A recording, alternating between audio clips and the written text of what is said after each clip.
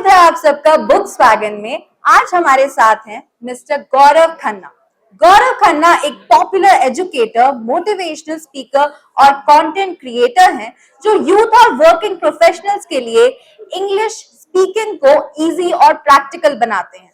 उनका फोकस सिर्फ लैंग्वेज नहीं बल्कि कॉन्फिडेंस बिल्डिंग और रियल लाइफ कम्युनिकेशन पर है। Sir, thank you so much for being here. मेरा आपसे पहला सवाल ये है कि इस किताब को लिखते वक्त आपके दिमाग में किस तरह के लर्नर्स थे? मैं मोर देन 2 डेकेड्स मैंने सेशंस लिए हैं, स्पोकन इंग्लिश टीच किया है, तो मुझे बहुत अच्छे से पता है कि लोगों को प्रॉब्लम कहाँ पे आती है और किस किस जगह पे उनको किस रीजन से प्रॉब्लम आती है। तो वो सारी चीजें ऑलरेडी मेरे माइंड में थी और उन्हीं चीजों को ध्यान में रख के मैंने ये बुक फॉर्म करी है। और this is definitely going to benefit a lot of people, चाहे वो स्कूल कॉलेज गोअर्स हो, हाउसवाइफ्स हो, स्टूडेंट्स हो या बिजनेस प्रोफेशनल्स हो, ये सभी के लिए बहुत सुटेबल बुक है। तो सर, मैं आपसे ये जानना चाहूंगी कि हिंदुस्तान जैसे देश में ऐसे 2 डर हैं जो हमेशा लोगों के दिमाग में रहते हैं। पहला उनका कॉन्फिडेंस और दूसरा ग्रामर। तो ये जो किताब है ये इन दोनों डर को किस तरह से ब्रेक करती है? देखिए, इंग्लिश का जो डर होता है उसे अंग्रेजी में एंग्लोफोबिया कहा जाता है, right? So most of the people are actually suffering from this Anglophobia. और एंग्लोफोबिया होता इसलिए है क्योंकि हमें कॉन्फिडेंस नहीं मतलब कॉन्फिडेंस इसलिए नहीं होता क्योंकि नॉलेज नहीं होती। अगर मुझे किसी से हिंदी में बात करनी है तो ऑब्वियसली लोग कॉन्फिडेंस के साथ बोल पाते हैं क्योंकि उनको पता है उन्होंने बोलना क्या है। But when it comes to English language तो एक डर रहता है कि जो मैं बोलूंगा वो ठीक होगा या नहीं।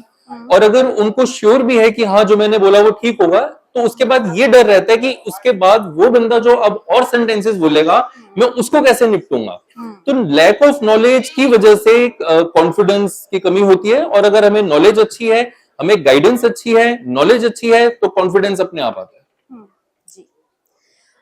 तो सर, आपकी बहुत पॉपुलर कम्युनिटी है, मोटिव ग्रूम कम्युनिटी। इस कम्युनिटी में आप जो वर्कशॉप्स करते हैं और जिस तरह से आप लोगों को पढ़ाते हैं, आप टीचिंग अप्रोच किस तरह की है?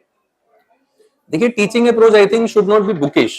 किताबी नहीं होनी चाहिए कि राम जाता है, शाम खाता है, सीता सोती है, मोहन जागता है, ये सारे सेंटेंस ही बुकिश हो गए। पहले के जमाने में शायद ठीक है इस तरह की लर्निंग यहाँ से स्टेप होता था, लेकिन अब थोड़ा सा रिलेटेबल होना चाहिए क्योंकि इंसान जो इंग्लिश बोलना चाहता है उसको वो सेंटेंसेस चाहिए जो उसके डेली यूज में आ रहे हैं। जैसे इसमें एक बहुत खास फीचर है मेरी बुक में, ट्रेंडिंग जेनजी टर्म्स। उसमें एक एग्जांपल देता हूँ। जैसे हम जनरली गप्पे मारते हैं दोस्त वगैरह आपस में, तो हम बोलते हैं दिल को बहलाने का ख्याल अच्छा है ना। अब ये बुकिश नहीं है, तो मैंने इस तरह के टर्म्स भी इसमें डाले हैं तो ये रिलेटेबल रहेगा। हमें डे टू डे लाइफ में कहां पर कौन सी चीज कैसे बोलनी है और बहुत इजी तरीके से स्टेप बाय स्टेप आप उसमें सीख पाएंगे। और छोटे सेंटेंसेस से धीरे धीरे बड़े सेंटेंसेस कैसे करने हैं, ये कि this was one of the main और कॉमन क्वेश्चंस जो कि स्टूडेंट्स हमेशा करते थे कि सर छोटे सेंटेंसेस हम बना लेते हैं लेकिन बड़े सेंटेंसेस की जब बात आती है तो ये नहीं पता लगता इसमें हम वर्ड्स ऐड कहां पे करें, कौन सी जगह पे उसको रखें। तो इस बुक में वो भी आपको सारे कॉन्सेप्ट्स क्लियर होंगे। अगर आप बुक का कवर देखें तो मैंने इस पे लिखा है वेल स्ट्रक्चर्ड सेंटेंसेस। इनको बहुत प्लान करके, बहुत स्ट्रक्चर अच्छे से इसका स्ट्रक्चर प्लान करके मैंने किया है so that it should be actually beneficial to everyone. तो सर, आपकी क्लासेस की तरह इस इंटरव्यू को भी थोड़ा इंटरेस्टिंग बनाने के लिए हम एक छोटा सा गेम खेलते हैं। मैं आपके सामने एक फैक्ट बोलूंगी एंड आप बताइएगा कि ये फैक्ट आपकी तरफ से एक मिथ है या ट्रुथ। पहला, सेंटेंस को हिंदी में सोचने वाले भी फ्लुएंट इंग्लिश बोल सकते हैं। बिल्कुल बोल सकते हैं, ये लेवल पे डिपेंड करता है। We have to start with the scratch, ठीक है। तो स्टार्टिंग में हमें हिंदी में सोचना है और फिर उसकी इंग्लिश ट्रांसलेट करके या जो भी हमने याद करे हुए सेंटेंस वैसा बोलना है, ये लेवल है। जैसे हम जब छोटे होते थे तो माँ बाप हमें 3 डॉट्स बनाकर देते थे, उन डॉट्स को हमें मिलाना होता था तो ए बनता था। बट अब मैं वैसे ए बनाना हो तो मैं 3 डॉट्स की सहारा नहीं लूंगा, मैं तो स्टाइल में, कर्सिव में कैसे भी बना लूंगा। सिमिलरली जब हम स्टार्ट करते हैं लर्निंग को तो स्टेप बाय स्टेप लर्निंग ये कहती है कि आप बिल्कुल बेस से शुरू करें। उस टाइम ट्रांसलेशन इंपॉर्टेंट है लेकिन धीरे धीरे वो ट्रांसलेशन हट जाएगी क्योंकि आपके वो ढंग में आ जाएगी चीज। फिर आप वो ट्रांसलेशन में नहीं रहेंगे, आप डायरेक्टली इंग्लिश बोलेंगे। तो यस, वो मिथ है भी और नहीं भी है। स्टार्टिंग में हमें उसकी जरूरत है और बाद में हमने उसको छोड़ना है। स्पोकन इंग्लिश और रिटन इंग्लिश को एक ही पेज पर इंप्रूव करना चाहिए। स्पोकन इंग्लिश और रिटन इंग्लिश बेसिकली सेम ही है। स्पोकन जो हम बोल रहे हैं वो स्पोकन हो गई, रिटन में जो हम लिख रहे हैं वो हो गई।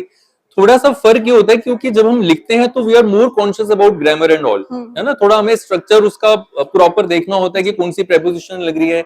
और स्पोकन में हम थोड़े से फ्री होते हैं। अगर मैंने गलत बोल दिया, फॉर एग्जाम्पल अगर मैंने बोल दिया आई एम एग्री, तो वो हवा हो गया। अब आप बोलेंगे नहीं सर ये गलत है, ये आई एग्री होता है। मैं बोलूंगा मैंने कहा बोला, मैंने तो आई एग्री बोला। तो स्पोकन में हवा हो गया, इसलिए गलतियों के चांसेस ज्यादा होते हैं, हम ले सकते हैं मजे थोड़े बहुत, ठीक है। लेकिन रिटन में वो चीज दिख जाएगी। तो रिटन में we have to be more conscious about the errors and all. Grammar vocabulary का हमें बहुत ध्यान रखना होता है। बट ओवरऑल इंग्लिश तो सेम ही है।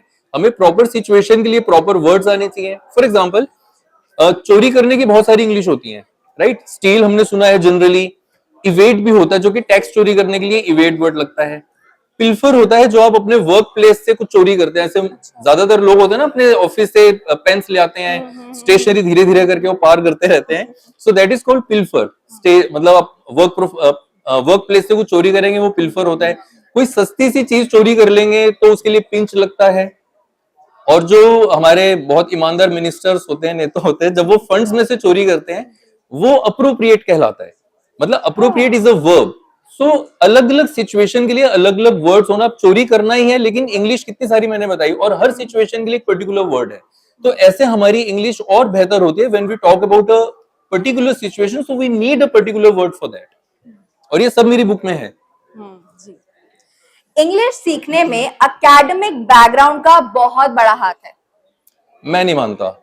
मतलब अगर आपके पास देखिए गाड़ी वाले घर पे आप पैदा हो रहे हैं और आप गाड़ी चला रहे हैं तो वो एक आपको प्रिविलेज है। इसी तरह से अगर आप अच्छी एजुकेशन से आए हैं और इंग्लिश बोल रहे हैं तो वो एक प्रिविलेज है। लेकिन ऐसा नहीं है जो लोग जिनकी क्वालिफिकेशन नहीं है वो नहीं सीख सकते, ऐसा बिल्कुल भी नहीं है।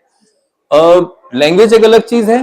और जब हम हिंदी सीखते हैं तब तो हम मतलब बोलने के बाद ही स्कूल जाना शुरू करते हैं ना। हमें पहले लैंग्वेज आती है and then we go to the school.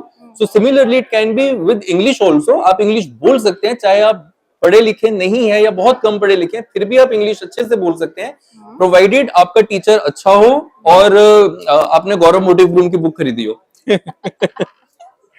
बिल्कुल बिल्कुल। तो इंग्लिश बोलने का कॉन्फिडेंस सिर्फ तब आता है जब ग्रामर परफेक्ट हो जाती है। ये भी मिथ है। हर एक चीज का एक अपना रोल है, वोकैबुलरी का अपना रोल है। ग्रामर बहुत इंपॉर्टेंट है, ऐसा नहीं है कि नहीं है। लेकिन ऐसा नहीं है कि अगर हम ग्रामर नहीं सीखेंगे तो हम इंग्लिश बोल ही नहीं पाएंगे। अब हम हिंदी में बात कर रहे हैं, मुझे पता नहीं मैं व्याकरण का कौन सा पार्ट लगा रहा हूँ, कौन सा चैप्टर लगा रहा हूँ। तो similarly it's a matter of practice.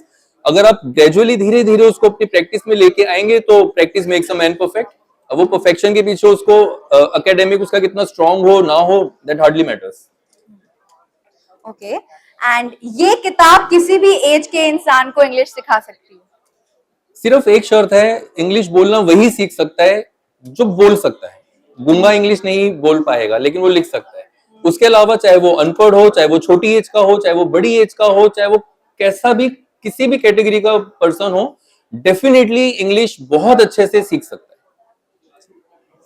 तो सर लास्ट में मैं चाहूंगी कि एस्पायरिंग लर्नर्स को आप अगर कोई मैसेज या एडवाइस देना चाहें। मैसेज ये है कि डरना नहीं है। आप जिसके सामने इंग्लिश बोलते हुए डर रहे हैं कि मेरी गलत हो जाएगी तो क्या होगा, आपको नहीं पता कि वो भी इंसान कितनी गलत बोल रहा है। इंग्लिश सीखने के बाद सबसे पहला डर ये इंसान का खुलता है कि यार मैं तो इससे डर रहा था कि ये मेरी गलतियां पकड़ेगा, अब पता लग गया तो खुद इतना गलत बोल रहा है। क्योंकि नोबडी इज परफेक्ट, 100% किसी को कुछ नहीं आता है। सभी सीखते रहते हैं, मैं भी सीखता हूँ और आगे भी सीखते रहेंगे। अगर शेक्सपियर भाई साहब जिंदा होते तो वो भी यही कहते हैं कि मैं भी अभी इंग्लिश सीख रहा हूँ। तो nobody is perfect। और अगर आप किसी से परफेक्शन एक्सपेक्ट कर रहे हैं तो this is the part of imperfection of your personality. So nobody is perfect। इसलिए अगर आप गलतियां करते हैं तो it's okay, it's a part of your speech. होते हैं स्लिप ऑफ टंग होते हैं, ठीक है, चलता है, it's okay. So just be confident. Thank you so much sir for being here, for giving us your time. Thank you everyone. This is now available on bookswagon.com।